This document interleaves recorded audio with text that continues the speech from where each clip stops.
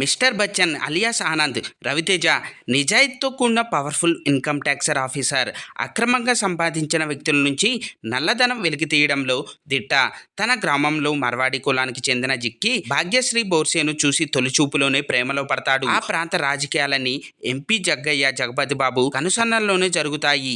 తన కుటుంబానికి జరిగిన అవమానానికి ప్రతీకారం తీర్చుకోవడానికి బచ్చన్ కోసం జగ్గయ్య వెతుకుతుంటాడు. ఈ క్రమంలో జగ్గయ్య ఇంటిపై ఏకంగా బచ్చన్ ఇన్కమ్ ట్యాక్స్ రైడ్ కు తన టీంతో వస్తాడు. ఆనంద్ పేరు మిస్టర్ బచ్చన్ గా ఎలా మారింది? ఆదాయపు పన్ను శాఖ దాడులను బచ్చన్ ఎలా నిర్వర్తిస్తాడు? బచ్చన్ పై అధికారులు ఎందుకు సస్పెన్షన్ విధించారు? జిక్కీతో బచ్చన్ ప్రేమలో ఎలా పడ్డాడు? వారిద్దరి ప్రేమ ఎలా పెళ్లి వరకు వెళ్ళింది? జగ్గయ్య ఇంటిలో ఐటీ రైడ్ సమయంలో ఎలాంటి డ్రామా కొనసాగింది?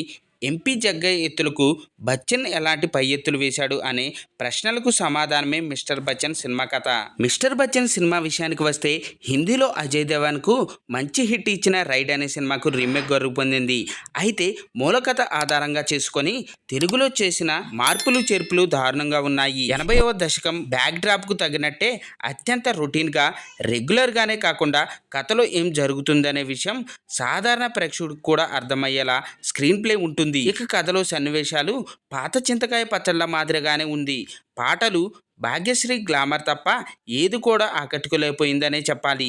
సత్య చమక్ చంద్ర కామెడీ అక్కడక్కడ పేలిందనే చెప్పాలి. జగపతి బాబు క్యారెక్టర్ పేలవంగా ఉండడంతో రవితేజ ఆయనకు మధ్య ఉండే సన్నివేశాలు పరమ బోరింగ్గా ఉన్నాయి. ఇక ఫస్ట్ హాఫ్ విషయానికి వస్తే సినిమాను మంచి యాక్షన్ కామెడీ ఎపిసోడ్తో బాగానే టేకాఫ్ చేశాడు హరీష్ శంకర్. కానీ అదే జోష్ను కొనసాగించలేకపోవడంతో మూవీ పరిస్థితి తొలి అర్ధగంటలోనే అర్థమవుతుంది. రవితేజ భాగ్యశ్రీ మధ్య లవ్ ట్రాక్లో ఎలాంటి ఫీల్ కనిపించదు. ముద్దులు తప్ప కథలో మరో ముచ్చట కనిపించదు.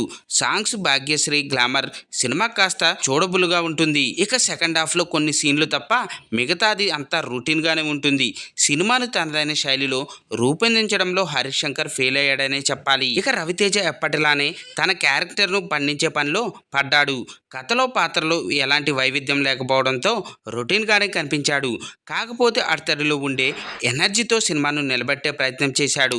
పాటలు రొమాంటిక్ సీన్లలో జోష్ చూపించాడు. ఇక భాగ్యశ్రీ బోర్సే గ్లామర్తో అల్లాడించింది.